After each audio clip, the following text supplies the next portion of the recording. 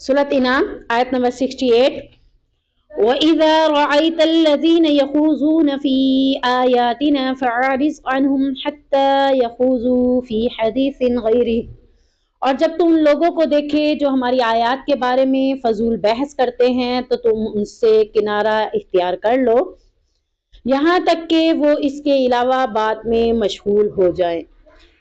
وَإِمَّا يُنْسِيَنَّكَ الشَّيْطَانُ فَلَا تَقْعُدْ بَعْدَ الذِّكْرَىٰ مَعَ الْقَوْمِ الظَّالِمِينَ، اور اگر کبھی شیطان تجھے ضرور ہی بھلا دے تو یاد آنے کے بعد ایسے ظالم لوگوں کے ساتھ تو مت بیٹھ۔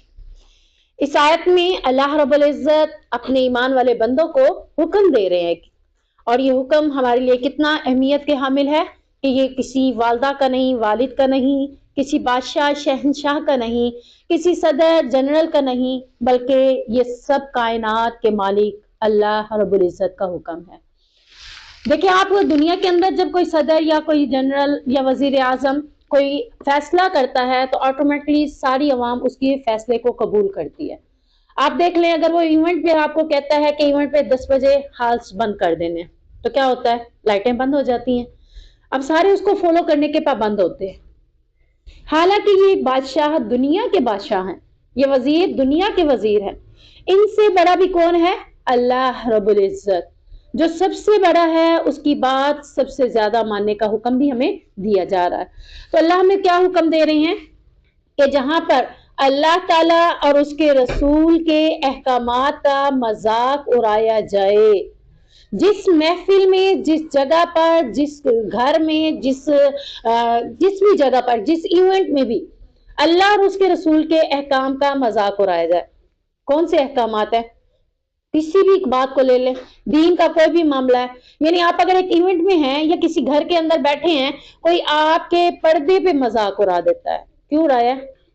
اللہ کے احکام کا مذاق اڑا رہا ہے، وہ آپ کے پردے کا مذاق نہیں اڑا رہا۔ در حقیقت وہ کس کا مذاق اڑا رہا ہے؟ اللہ کا، کیونکہ اللہ کا حکم ہے پردہ کرنا۔ ایسے ہی ہے نا، اللہ کا حکم ہے کہ عورت اپنے سر کے اوپر چادر دوپٹہ اس طرح سے لے کہ اس کا سینہ بھی ڈھک جائے۔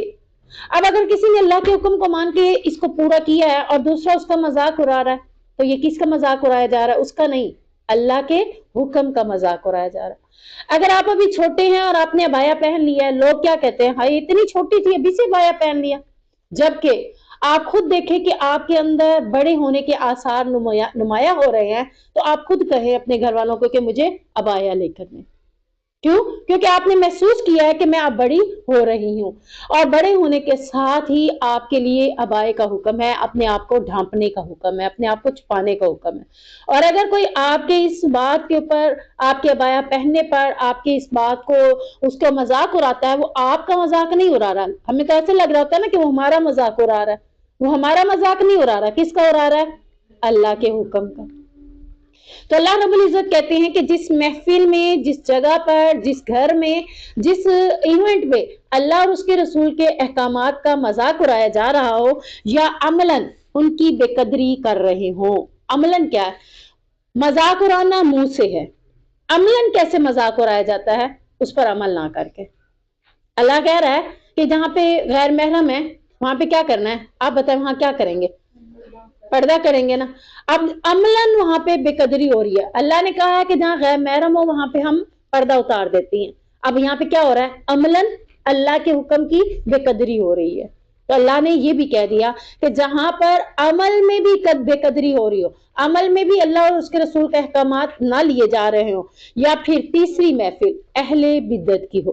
یہاں 3 قسم کی محفلوں کا ذکر کیا جا رہا ہے۔ نمبر 1، جہاں اللہ کے احکام کا کوئی منہ کے ساتھ مذاق اڑا رہا، ٹھیک ہے نا، باتیں کر کر کے مذاق اڑا رہا، بڑی بی بی آ گئی، بڑی ملوانی آ گئی، اللہ ادھر کا بھی حکم دے رہا ہے، ادھر آپ نے کیا کرنا ہے۔ دوسری محفل کون سی؟ کہ جہاں پر عملاً لوگ بے قدری کر رہے ہو، کہ آپ دیکھ رہے ہو کہ اللہ رب العزت نے ایک کزن کو کزن کے ساتھ بیٹھنے کا، ایک لڑکا کزن کو ایک لڑکی کزن کے ساتھ بیٹھنے کا حکم نہیں دیا، دیا نہیں دیا نا۔ اب آپ بیٹھے ہوئے ہیں تو آپ کیا کریں؟ عملاً بے قدری کر رہے ہیں۔ ایسی محفل میں بھی اللہ تعالیٰ کہہ رہا ہے جہاں پر اللہ کے حکم میں بے قدری کی جا رہی ہو، یا پھر تیسری جگہ وہ جو اہل بدعت کی ہو۔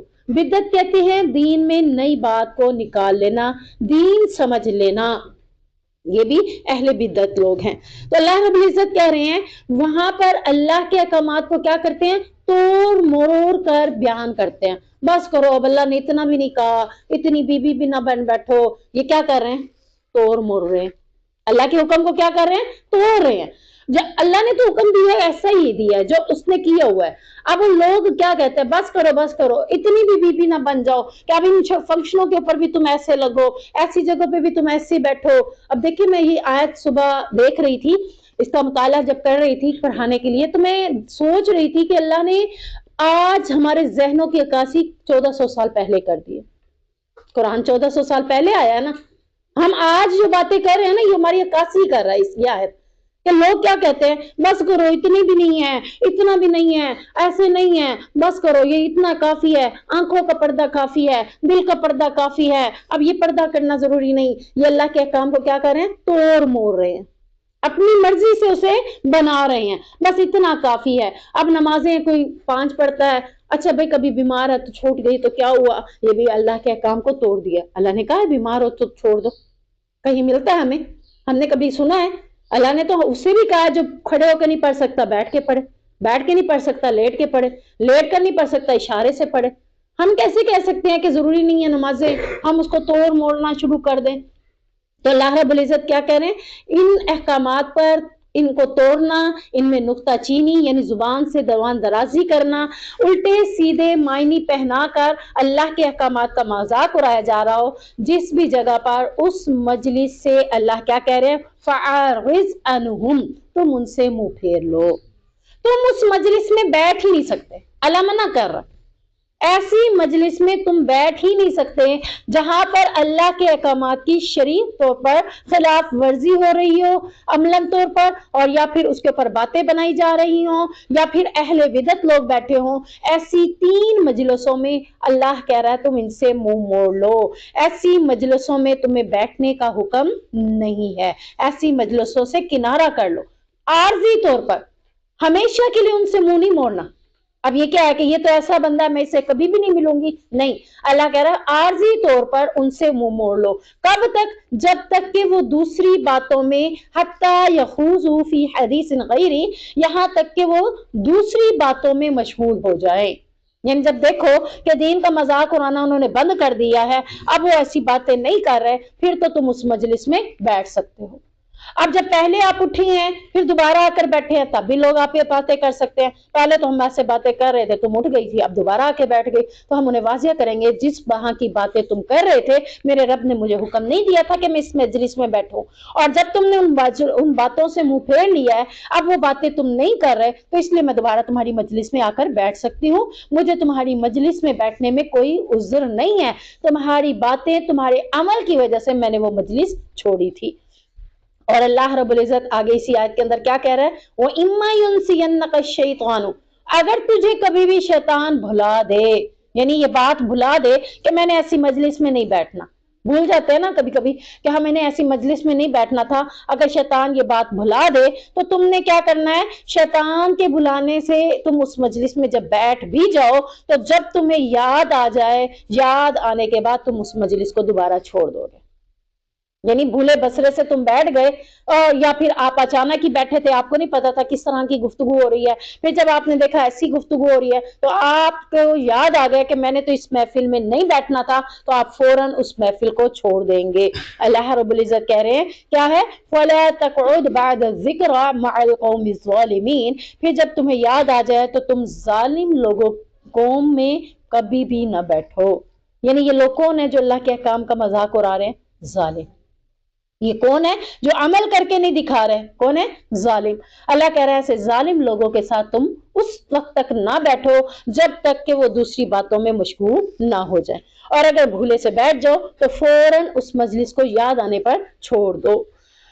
نبی کریم صلی اللہ علیہ وسلم نے فرمایا، بے شک میری امت سے خطا و نسیان اور وہ کام جس پر انہیں مجبور کر دیا گیا ہو اللہ تعالیٰ نے معاف کر دیا ہے۔ 3 کاموں کے اوپر اللہ نے معافی دے دی ہے، ہم سے اگر 3 کام ہو جائیں اس پہ ہمیں معافی ہے، کون کون سے، خطا یعنی انجانے میں غلطی، خطا انجانے میں، آپ کو پتا نہیں چلا آپ سے غلطی ہو گئی. مثال کے طور پر کوئی لڑکی جھوٹ بولتی تھی، اب اسے پتا ہے کہ میں نے جھوٹ نہیں بولنا، اس نے کہہ دیا آئندہ میں جھوٹ نہیں بولوں گی، لیکن باتوں باتوں میں اسے پتہ ہی نہیں چلا، انجانے میں پھر اس کے منہ سے جھوٹ نکل گیا. تو جو انجانے میں جھوٹ نکلا اس کے اوپر آپ کو معافی مل گئی. جو آپ نے جان بوجھ کے بولا اس پہ آپ کو معافی نہیں ملے گی. دوسری چیز کیا ہے؟ نسیان. اس کو کہتے ہیں بھول جانا.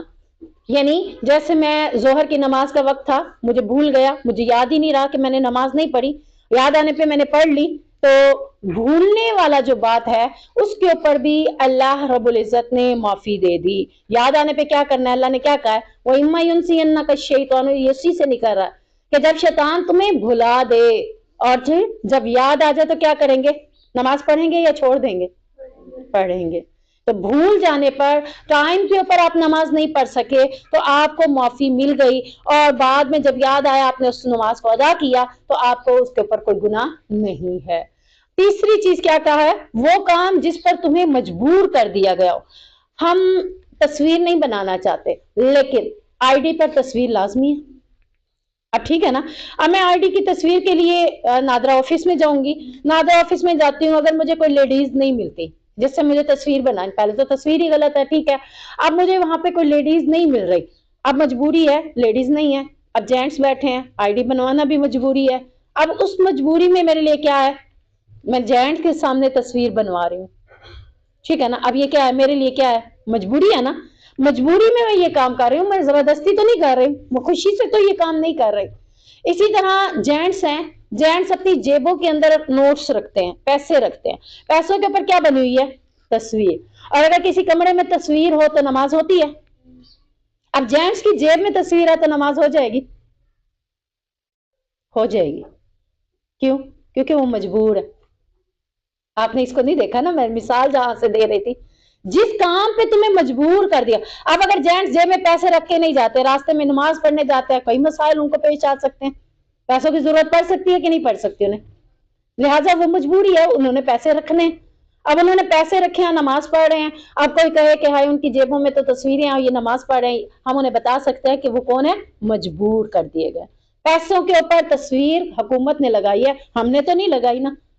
اب مجبوری میں اس نے پیسے بھی رکھنے ہیں، تو اس وجہ سے اس کے اوپر بھی اسے کوئی گناہ نہیں ہے کہ جن کاموں میں اس سے مجبور کر دیا گیا ہو گورنمنٹ کی طرف سے، تو اس کے اوپر اسے کوئی مواخذہ نہیں ہوگا، اس سے پکڑ نہیں ہوگی.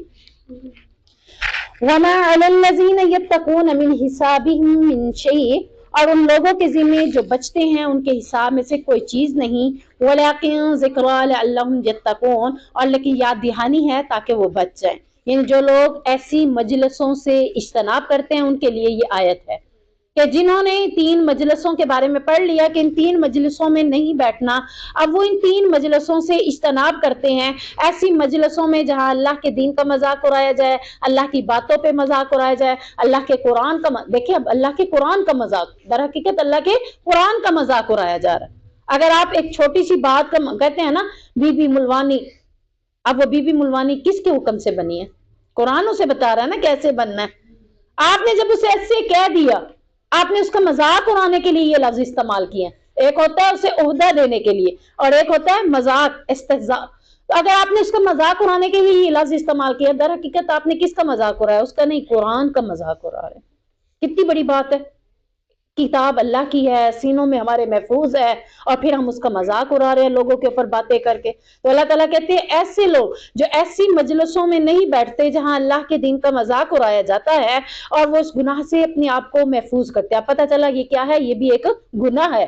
ایسی مجلسیں اختیار کرنا، ایسی میں بیٹھنا گناہ ہے. وہ اپنے آپ کو ایسی مجلسوں سے، گناہوں سے محفوظ کرتے ہیں. تو اللہ تعالیٰ کہہ رہے ہیں کہ ان کو یہ مجلسیں جو اجتناب کرتے ہیں ان سے اس قسم کا کوئی حساب نہیں لیا جائے گا. شادی پہ آپ جاتے ہیں، کئی قسم کے وہاں پہ معاملات ہوتے ہیں. ایونٹس میں جاتے ہیں، کئی قسم کے معاملات ہوتے ہیں ایسے جن میں اللہ کے دین کا مذاق اڑایا جا رہا ہوتا ہے، ناچ گانے ہوتے ہیں، گانے لگائے گئے ہوتے ہیں، ناچنا جا رہا ہوتا ہے، یا پھر کچھ بھی ایسا ہوتا ہے جہاں پہ اللہ کا دین کا مذاق. آپ اس مجلس سے اجتناب نہیں کر رہے، اسی میں بیٹھے رہے. پہلا کام آپ نے کیا کیا؟ اللہ کے حکم کی نافرمانی کی. دوسرا کام کیا کیا؟ آپ نے اللہ کے قرآن کا مذاق اڑانے والوں کا ساتھ دیا. تیسرا کام کیا کیا؟ گناہ آپ نے بھی کر دیا. اور اگر آپ اس محفل کو چھوڑ کے آ جاتے ہیں، اللہ یہ آیت ان کے لیے کہہ رہا ہے کہ جو لوگ ایسی مجلسوں سے اجتناب کر لیتے ہیں، گریز کر لیتے ہیں، اپنے آپ کو بچا لیتے ہیں، من حسابہم من شیء، ان سے اس مجلس کے حوالے سے ان سے کوئی حساب نہیں کیا جائے گا۔ اور پھر آگے اللہ نے کیا کہا، لیکن یاد دہانی ہے کہ وہ ایسی مجلسوں سے ہمیشہ ہمیشہ کے لیے بچتا رہے، یعنی یہ نہ ہو کہ مسلمانوں کو تو نصیحت کرتا رہے اور خود آہستہ آہستہ ایسی مجلسوں میں شامل ہونا شروع کر دے۔ اللہ منع کر رہا ہے کہ ہر مسلمان پر نصیحت کرنا، تبلیغ کرنا فرض ہے، لوگوں کو سمجھاتے رہنا چاہیے۔ اگر کوئی مانتا نہیں ہے اور عمل نہیں کرتا تو ان کا نہ ماننا اور عمل نہ کرنے کا وبال بھی دوسرے کے اوپر نہیں ہوگا۔ یعنی جو ایسی مجلسیں کر رہے ہیں ان کو کیا حکم دیا جا رہا ہے ان کے بارے میں، وَلَٰكِن ذِكْرًا، انہیں نصیحت کرو، انہیں بتاؤ کہ یہ مجلسیں تمہاری غلط ہے، یہ تمہارا طریقہ ٹھیک نہیں ہے، اور اس کے باوجود وہ ان مجلسوں کو، ان چیزوں کو اپنے آپ میں ٹھیک نہیں کرتے تو اللہ تعالیٰ کہتے ہیں پھر اس کا وبال تم پر نہیں آئے گا۔ اب اس آیت سے پتہ چلا کہ نصیحت بھی ضرور کرنی، انہیں بتانا بھی ضرور ہے کہ یہ غلط محفلیں ہیں، یہ غلط مجلسیں ہیں، ایسی مجلسوں سے اجتناب کرنا چاہیے۔ حدیث میں آتا ہے کہ نبی کریم صلی اللہ علیہ وسلم نے فرمایا، جو شخص تم میں سے خلاف شرع کام کو دیکھے، شریعت کے خلاف، دین اسلام کے خلاف کام کو دیکھے، یعنی آپ نے کہیں گانے بجتے ہوئے دیکھ لیے، تو اب آپ کو کیا حکم ہے، کیا کرنا ہے؟ سب سے پہلا کام آپ کے لیے کیا ہے؟ اگر آپ کے اندر ایمان بہت زیادہ ہے تو آپ اس کو کیا کریں گے؟ یہ پہلی شرط بتائی جا رہی ہے کہ جس کے اندر ایمان بہت زیادہ ہوگا وہ کیا کرے گا؟ اس کو اپنے ہاتھ سے مٹا دے گا، جا کے ڈگ بند کر دے گا۔ کس کے اندر اتنی طاقت ہے؟ ایمان کی پاور کس کے اندر ہے اتنی؟ کہ آپ کے کسی بھی رشتہ دار کے ایونٹس میں ڈگ چل رہا تھا، آپ نے جا کے اس کو اپنے ہاتھ سے بند کیا، ہے پاور؟ نہیں ہے۔ تو اس کا مطلب ہے ایمان کا یہ لیول ہمارے اندر نہیں ہے۔ ججمنٹ کرنی ہے نا ہم نے کہ ہمارے اندر ایمان کا لیول ہے کون سا۔ پہلا ایمان کا لیول یعنی فرسٹ ایمان کا لیول ہمارے اندر نہیں ہے کہ ہم اس کو ہاتھ سے جا کر بند کر دیں۔ دوسرا لیول، سیکنڈ نمبر پہ آپ نے کیا کرنا ہے؟ اگر اتنی طاقت نہیں ہے کہ ہاتھ سے بند کر سکیں تو پھر زبان سے انہیں کہیں کہ جائیں یہ ڈگ بند کریں، یہ صحیح نہیں ہے، یہ گانے صحیح نہیں ہے، آپ نے کیوں چلائے ہوئے ہیں؟ زبان سے انہیں منع کریں۔ اب ہے یہ پاور؟ اتنی پاور ہے؟ اتنی بھی نہیں ہے تو بتائیں آپ سیکنڈ بھی نہیں آئے، فرسٹ بھی نہیں آئے، آپ سیکنڈ بھی نہیں آئے۔ اب تیسری پاور دیکھتے ہیں، تھرڈ آنے والی۔ تھرڈ میں اللہ کیا کہہ رہا ہے؟ اگر زبان والی طاقت بھی نہ ہو تو دل ہی سے اس کو برا جانے اور اس سے بیزار ہو، یہ ایمان کا سب سے کم تر درجہ ہے۔ اگر یہ بھی نہیں ہے نا تو پھر ایمان ہے ہی نہیں۔ اب آپ بتائیں کہ آپ کو گانے اچھے لگ رہے ہیں وہاں چلتے ہوئے، آپ بھی بیٹھے ہوئے ہیں، تو پھر آپ کے اندر ایمان ہے ہی نہیں۔ پہلا درجہ آپ نے ہاتھ سے روکنا تھا، وہ بھی نہیں ہے۔ دوسرا درجہ آپ نے زبان سے روکنا تھا، وہ بھی نہیں ہے۔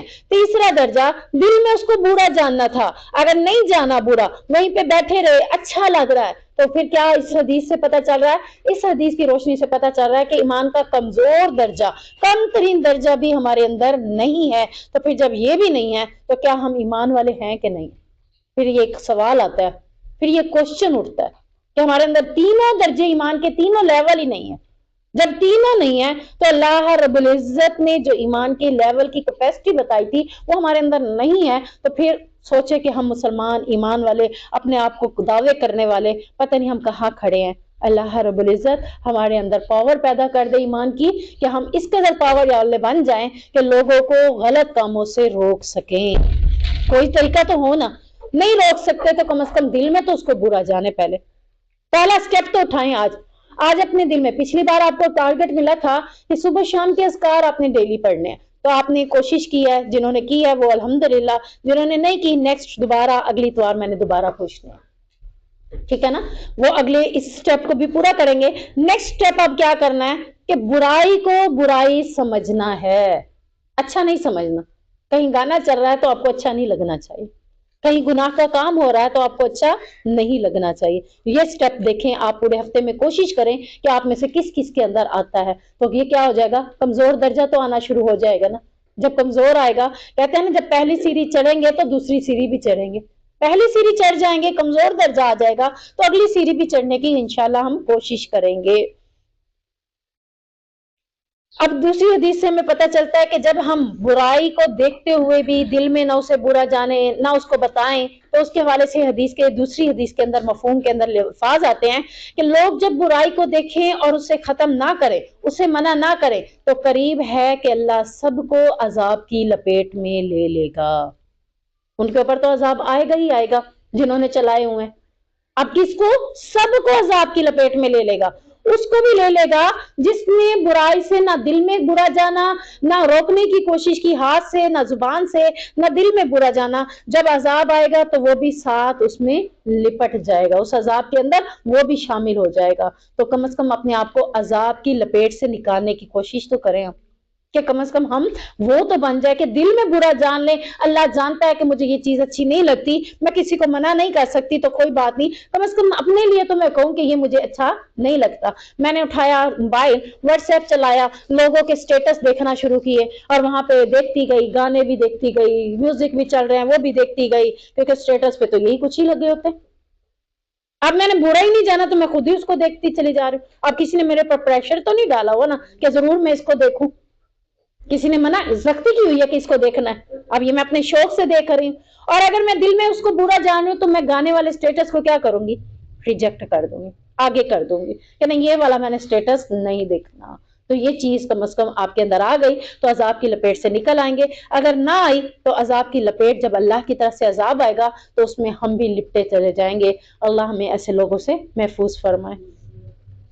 وَذَرِ الَّذِينَ اتَّخَذُوا دِينَهُمْ لَعِبًا وَلَهْوًا وَغَرَّتْهُمُ الْحَيَاةُ الدُّنْيَا، اور ان لوگوں کو چھوڑ دے جنہوں نے اپنے دین کو کھیل اور دل لگی بنا لیا ہے، اور انہیں دنیا کی زندگی نے دھوکہ دے دیا ہے۔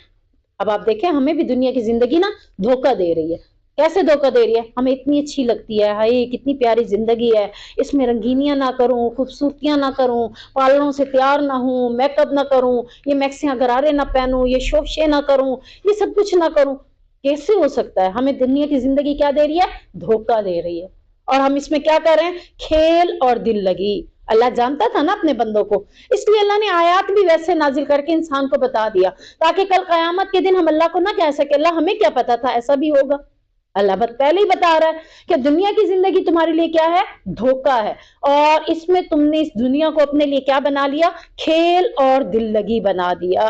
یعنی اللہ تعالیٰ نے نبی کریم صلی اللہ علیہ وسلم کو اس آیت کے اندر حکم دیا ہے کہ جو لوگ دین اسلام کا مذاق اڑاتے ہیں، آپ انہیں ان کے حال پر چھوڑ دیجئے۔ کیوں؟ کیونکہ انہیں دنیا کی زندگی نے دھوکے میں ڈال دیا ہے۔ آپ کو ایسے لگتا ہے کہ یہی سب کچھ ہے، یہی سب کچھ نہیں ہے۔ مرنے کے بعد جو زندگی ہے نا وہی سب کچھ ہے، وہاں سب کچھ ہے۔ یہاں تو آخر کار مر جائیں گے، وہاں مرنا آئے گا؟ وہاں موت آئے گی؟ نہیں آئے گی نا۔ تو یہ دھوکے میں اپنے آپ کو نہ رکھیں۔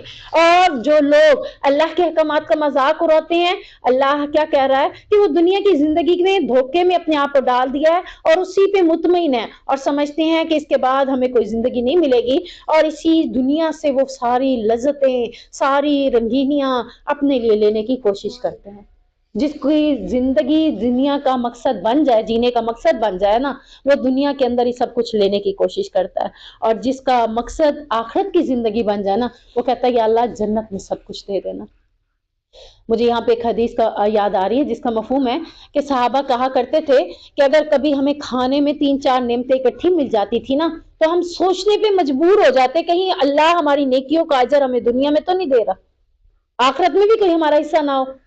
یعنی جو نیکیاں کر رہے ہیں اسی کی وجہ سے اللہ نے یہ اتنی نعمتیں دے دی، پتہ نہیں آخرت میں اس کا اجر رہ جائے گا کہ نہیں رہ جائے گا۔ اور آج اتنی نعمتوں کو اٹھانے کے باوجود ہم اس کا شکر ادا کرنے والے بھی نہیں بنتے کہ اللہ نے ہمیں کتنی زیادہ نعمتوں سے نوازا ہے۔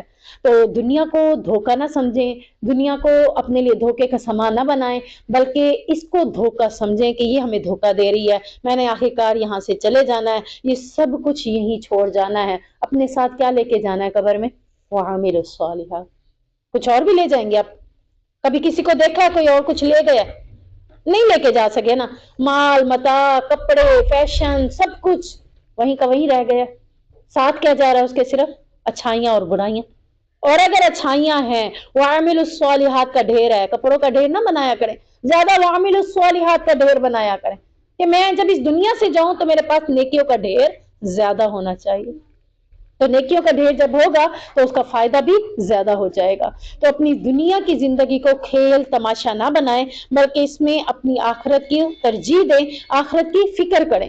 وَذَكِّرْ بِهِ أَن تُبْصَرَ نَفْسٌ بِمَا كَسَبَتْ، اور اس کے ساتھ نصیحت کہ کہیں کوئی جان اس کے بدلے ہلاکت میں نہ ڈال دی جائے. یعنی ان لوگوں کو دین کی نصیحت کرو، انہیں بتاؤ کہیں کوئی جان اپنے آپ کو ہلاکت میں لانے کا باعث نہ بنا لے. لَيْسَ لَهَا مِن دُونِ اللَّهِ مِن وَلِيٍّ وَلَا شَفِيعٍ، اس کے لیے اللہ کے سوا نہ تو اس دن کوئی مددگار ہوگا اور نہ ہی کوئی سفارش کرنے والا. یعنی کل قیامت کے دن جب اللہ کے روبرو کھڑے ہوں گے تو اس دن نہ تو کوئی سفارش کرنے والا ہوگا اور نہ ہی کوئی مددگار ہوگا. کوئی مددگار؟ آپ نے آج کس کی وجہ سے ہی گناہ کیے؟ اس نے کہا چل آج ایسے فیشن کرتے ہیں، ایسے کرتے ہیں، کل وہ بھی آپ کا ساتھ دینے والا نہیں ہوگا.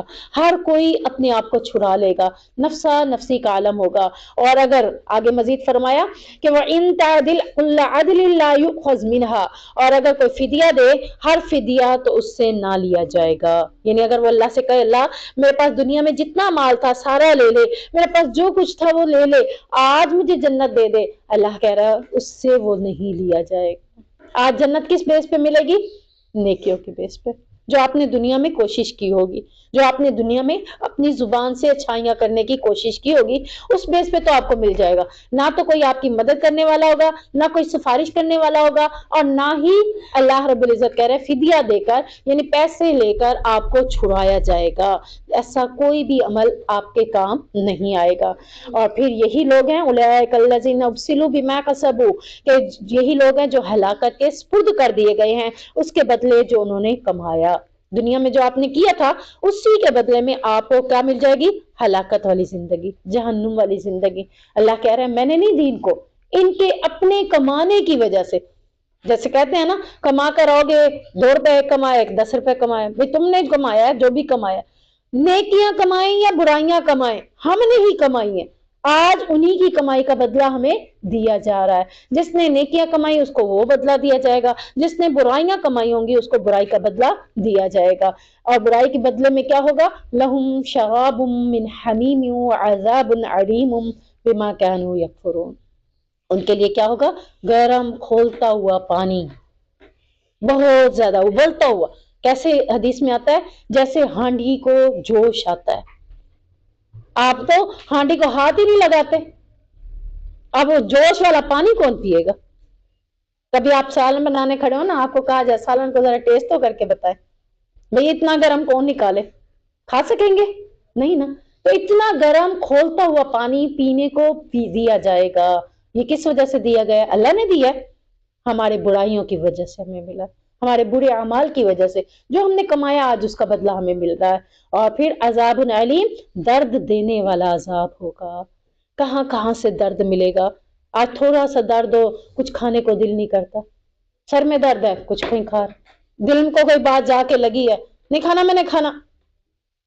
اللہ کہہ رہا ہے درد دینے والے عذاب.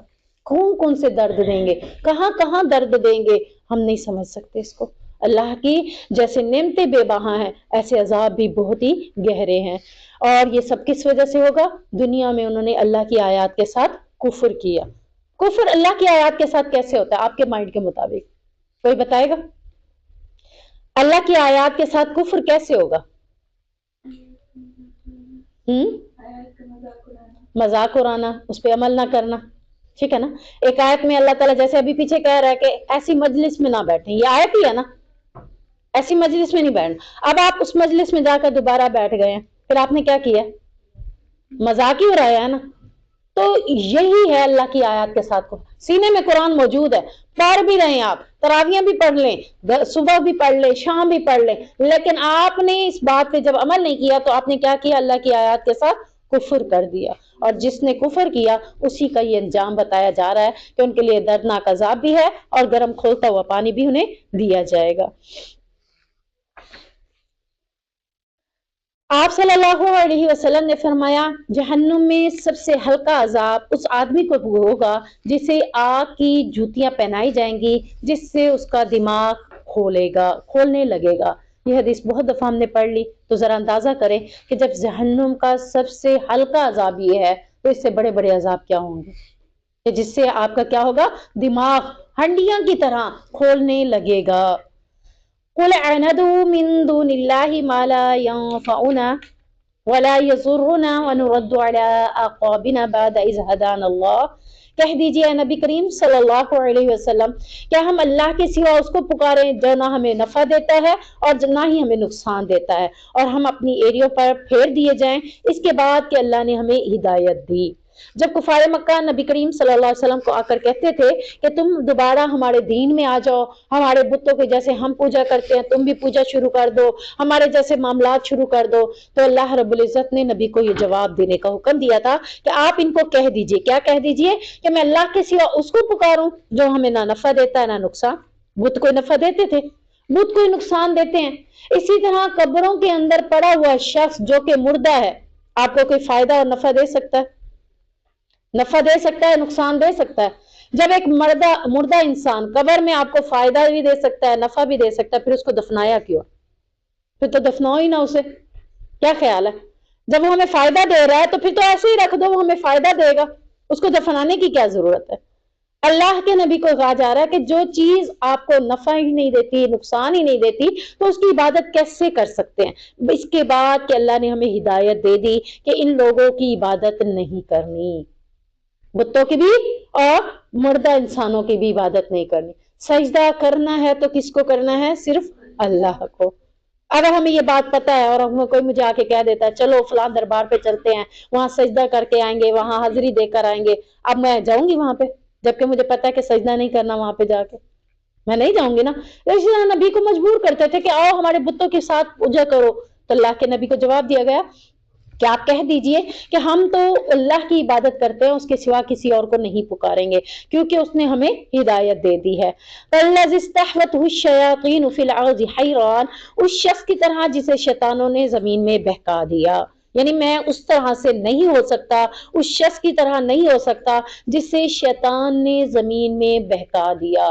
آپ دیکھتے ہیں ایک شخص ایک وقت میں عالم ہے، یا ایک شخص ایک وقت میں نیکوکار ہے، پھر کیا ہو جاتا ہے؟ گناہگار بن جاتا ہے، برے لوگوں میں بیٹھنا شروع کر دیتا ہے۔ اب اس کو کس نے بہکایا ہے؟ شیطان نے اس کو بہکا دیا۔ لہو اصحاب یدعونہ الی الہدی ائتنا، اس حال میں کہ حیران ہے کہ اس کے کچھ ساتھی ہیں جو اسے سیدھے راستے کی طرف بلا رہے ہیں۔ قل ان ھدی اللہ ھو الھدی، کہہ دیجئے کہ اللہ کا بتایا ہوا راستہ ہی سیدھا راستہ ہے۔ یعنی آپ کو اب یہاں پہ میں مثال دوں گی، یا اللہ نے بھی ایک مثال دی ہے کہ ایک شخص ہے کہ سیدھے راستے پہ چلتے چلتے اچانک گمراہ ہو جاتا ہے، اور پھر گمراہی والے راستے پہ جاتے ہوئے اس کو دو لوگ بلا رہے ہیں، ایک گمراہی والے لوگ بلا رہے ہیں اور ایک ہدایت والے لوگ بھی آپ کو بلا رہے ہیں۔ یعنی جس طرح آپ یہاں پہ بیٹھے ہوئے ہیں، تو یہاں پہ بیٹھے ہوئے میں آپ کو سیدھی راستے کی طرف رہنمائی دے رہی ہوں۔ گھر میں جائیں گے، ادھر ادھر پارٹیوں میں جائیں گے، فنکشنز میں جائیں گے، دوستوں میں جائیں گے، پھر وہ آپ کو کون سی باتوں کا حکم دیں گے؟ گمراہی کی باتوں کا حکم دیں گے نا، غلط کاموں کا۔ آؤ بیٹھ جاؤ، کچھ نہیں ہوتا، گانے چل رہے ہیں تو پھر کیا ہوا؟ آؤ انجوائے کریں، موج مستیاں کریں، پارٹیاں کریں، یہ ہلا گلا کریں۔ تو اللہ کہہ رہا ہے کہ وہ شخص جسے ہدایت مل گئی اس کے باوجود وہ غلط راستے کی طرف چلتا ہے، پھر ہدایت والے لوگ اسے دوبارہ بلا رہے ہیں، آ جاؤ یہی راستہ سیدھا ہے جو تم نے پہلے اپنایا تھا، لیکن وہ اس کی طرف نہیں آتا۔ تو اللہ رب العزت کہہ رہے ہیں کہ انہیں بتا دو کہ اللہ ہی کی طرف آنا سیدھا راستہ ہے، گھوم پھرا کر پھر کہاں آنا ہے؟ اللہ کی طرف۔ آپ ساری دنیا میں سارے گناہ کر لیں، موت آئے گی تو کہاں جائیں گے؟ آخر آپ کا کہاں ہے؟ اللہ کے پاس۔ تو پھر آخر جب اللہ کے پاس ہے تو پہلے ہی اللہ کے پاس چلیں۔ جب دینا ہی اسی نے ہے، جب معاملے بھی اسی نے کرنے ہیں، جب زندگی سنوارنی اسی نے ہے، تو پھر اسی کی طرف ہمیں رجوع کرنا چاہیے۔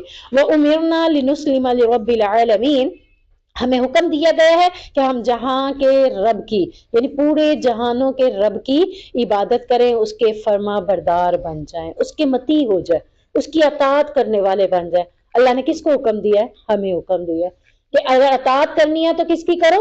اللہ رب العزت کی، اس کے سوا کسی اور کی اطاعت نہیں کرنی۔ اس کے بعد اگلا کام کیا کرنا ہے؟ جب اللہ کی اطاعت شروع کر دیں گے تو اگلا کام کیا کرنا ہے؟ وَأَنْ أَقِيمُوا الصَّلَاةَ، یہ کہ نماز کو قائم کرو۔ جب اللہ کی اطاعت کرنا شروع کر دیا ہے تو اللہ کی اطاعت میں سب سے پہلی چیز نماز کو قائم کرو۔ قائم سے مراد کیا ہے؟ کوئی بھی وجہ بنے نماز نہیں چھوڑنی، یہ ہوتا ہے قائم کرنا۔